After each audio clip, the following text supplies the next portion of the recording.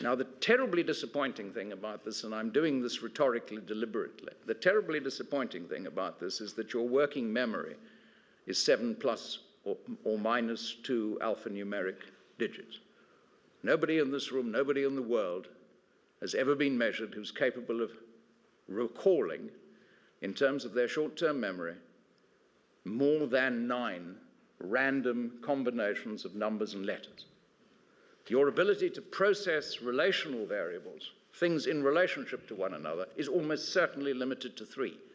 There is a tiny percentage of people, including a number of chess grandmasters, who have actually played up to 4 variations outside of a gambit.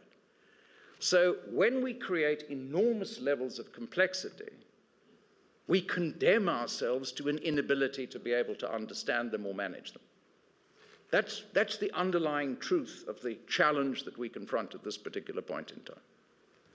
So the question now becomes, while we've created this extraordinary level of complexity, we have created a whole series of vulnerabilities which are now endemic in the environments that we have to manage. We have a much better understanding, but still a very incomplete understanding of the complexities of the complex adaptive ecosystems in which we're embedded as a species, and of the even more complex, in the sense of uncertainty, socio-economic systems that we've created on a global scale. And that's the challenge. That's what global governance has to get its head around. And on the level that I've just described it, it's an impossible task. So you've got to be able to reduce it to a level where you can begin to contemplate how you might address these particular challenges, because in the abstract, described as I've just described, they are beyond human endeavor. And unfortunately, we cannot, unlike the digital cloud, be connected together, wired together in such ways that our collective human intelligence is somehow capable of extraordinary insights that individual intelligences are not capable of. I do not mean to say there is no wisdom in crowds. There is some wisdom in crowds under certain circumstances, but you can't wire human brains together to create an enormously complex management system.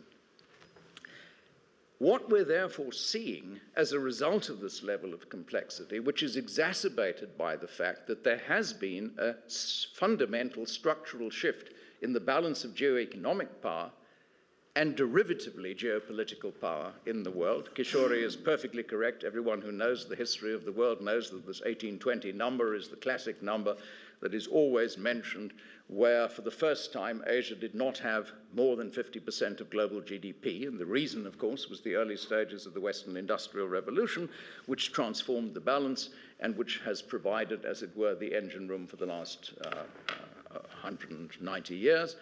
But the underlying truth of it is that at that point, the world was not tremendously tightly connected. So as a consequence of that, none of those multiplicative effects that we were talking about just a few minutes ago applied in the 15th century or in the 17th century or in the 18th century or in the 19th century. They are very much a function of the period of history through which we are now living, and we do not have the instruments to be able to address them successfully. So our core challenges is that we have global institutions which have no capability of being able to address these challenges in a dynamic manner. And as a consequence, they do what global institutions are good at. They form committees, and they have preliminary committees to prepare the agendas for the committees. Did you hear that G20 discussion this morning? It was absolutely charming. The logic for keeping the G20 finance ministers is to prepare the agenda for the G20 summit. And the logic for having the vice ministers is so that you can have more people preparing in appropriate ways, and that's why you need the Sherpas as well. So you create an institutional structure to serve a dysfunctional instrument, because no one in his right mind, or her right mind, believes that the G20 is currently a successful operational framework. Now, don't get me wrong, I'm not opposed to the G20. I'm merely suggesting what our natural institutional response is under these particular circumstances. That's how we end up with 158,000 international agreements. This isn't the way forward. It's not the solution in terms of the challenge. So what is it? Danny Roderick has come up with an interesting idea, and so I'm mentioning it preeminently because it swims against the current tide in respect of this. He came up with a proposition that we had created scale in the context of globalization, which he calls hyperglobalization, which he argues is fundamentally destructive of democratic accountability at the nation-state level, and therefore argues that we need to step back significantly in most areas of hyperglobalization, as he calls it, in the economic realm. He doesn't argue that in areas associated with a tragedy of the commons, climate, potentially pandemic, those sorts of areas, he doesn't argue that in those sorts of spaces we can manage anything at the national level, but he says that we have created dysfunctional processes by moving beyond the tolerable limits of what we can manage. And this is a thought worth thinking about. I'm not advocating it at this moment, but it's a thought seriously worth thinking about, because we have certainly exceeded our capacity to be able to address these challenges in a substantive way. I'm going to close now, Stuart, but I want to go via your last two questions. It doesn't seem to me that in the aftermath of what we have seen around the occurrences that have caused a considerable degree of concern and in some circles shock within the newly re-emerging powers, preeminently in the BRICS space, but preeminently in Asia. It doesn't seem to me that against the backdrop of the misjudgments made in the expansion of the space vis-a-vis Iraq and the resultant tensions in the whole space between the Gulf and Central Asia, around what was generally perceived in much of the developing world with shock that the US was not able to manage Katrina effectively in its own backyard. And most importantly, the sense that somehow Wall Street was responsible for the global financial crisis. Now, I'm deliberately casting each one of those statements in a perceptual mode, not an analytical mode, because I'm describing at the moment how I think people are reacting to these particular phenomena. This doesn't suggest that there is any great enthusiasm for the adoption of the existing normative frameworks that have been developed out of the Western paradigm over the course of the past 30 years. That means that I think these paradigms, the paradigms of global governance, are going to be challenged. I think they are increasingly being challenged on an intellectual level and on a philosophical level. We haven't reached the point outside of the G20 itself and outside of the dispute between China and the United States around renminbi revaluation and the asset bubble effects of QE2, the second round of quantitative easing.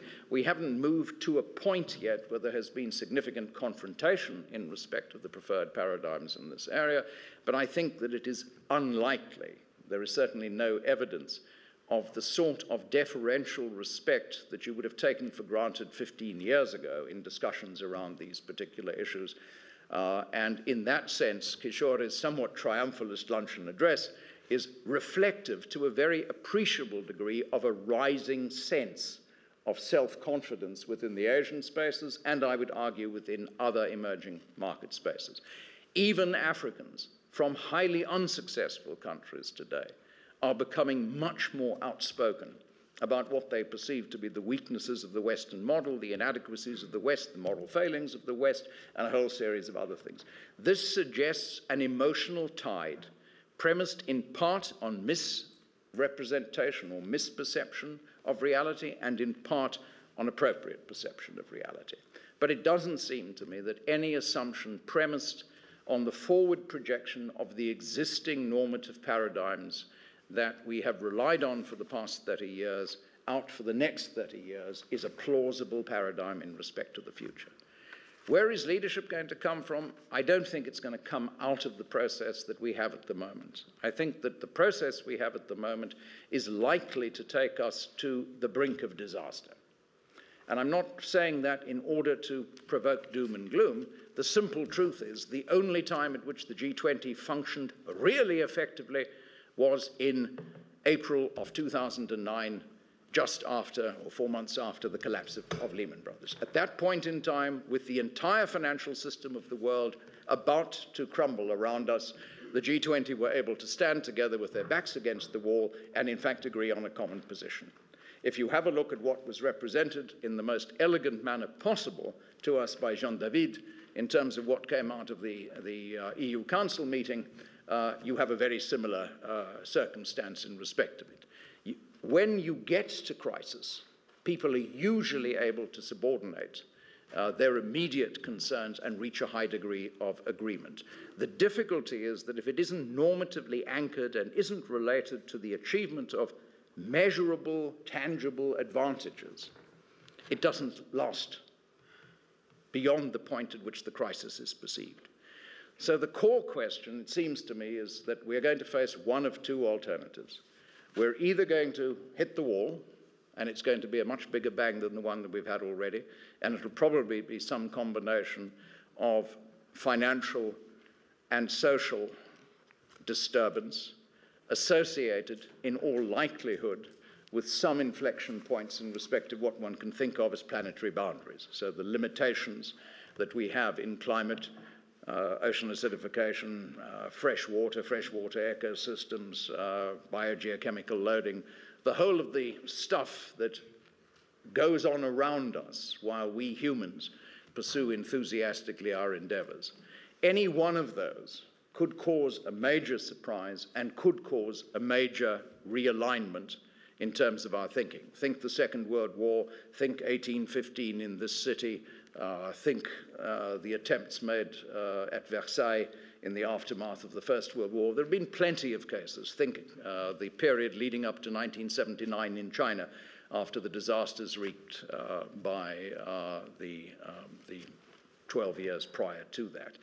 So that's one possibility. The other possibility is that we develop a much greater sense of humility, stop imagining that we know all of the answers, stop imagining that we can go back to business as usual, start developing an appropriate sense, one of scale, learn to think across disciplinary boundaries, and become much more respectful of the different value sets and normative systems that major actors in the global space pursue, hold to, but do not necessarily have the opportunity of contributing meaningfully to the debate. Thank you very much for that very provocative presentation.